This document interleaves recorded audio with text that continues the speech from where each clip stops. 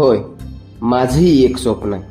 व्यसनांपासून मुक्त अशा निर्व्यसनी, चारित्र्यवान, देशप्रेमानं भारावलेल्या आणि देशासाठी जगणाऱ्या युवा पिढीचं स्वप्न. होय, माझंही एक स्वप्न आहे. जिथं मूलभूत हक्कांसाठी लढणाऱ्या पण त्याचवेळी राष्ट्राप्रती असलेली आपली दैनंदिन जीवनातील कर्तव्य, जबाबदाऱ्या कसल्याही अपेक्षेविना प्रामाणिकपणे पार पाडणाऱ्या आदर्श नागरिकांचं स्वप्न. होय, माझंही एक स्वप्न आहे. कुठल्याही प्रकारच्या भ्रष्टाचारास बळी न पडता आपले पगारी काम, लोकसेवा या निर्मळ भावनेतून करणाऱ्या सरकारी अधिकाऱ्यांचं, खरं तर लोकसेवकांचं स्वप्न.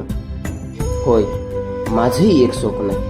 राजकारण हे स्वतःचे घर भरण्यासाठी, निवडणुकीतील मतांसाठी समाजात फूट पाडणाऱ्या किंवा आपल्याच वारसदारांना मोठमोठ्या पदांवर बसवणाऱ्या नव्हे, तर राजकारण हे समाजकारण मानत भारत मातेची सेवा या एकाच भावनेनं प्रेरित झालेल्या व रामराज्याच्या निर्मितीसाठी झटणाऱ्या राजकीय नेत्यांचं स्वप्न. होय, माझंही एक स्वप्न आहे.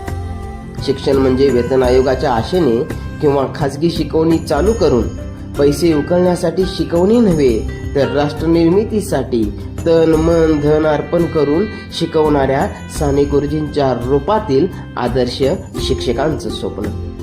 होय होय, मीही एक स्वप्न पाहिलंय.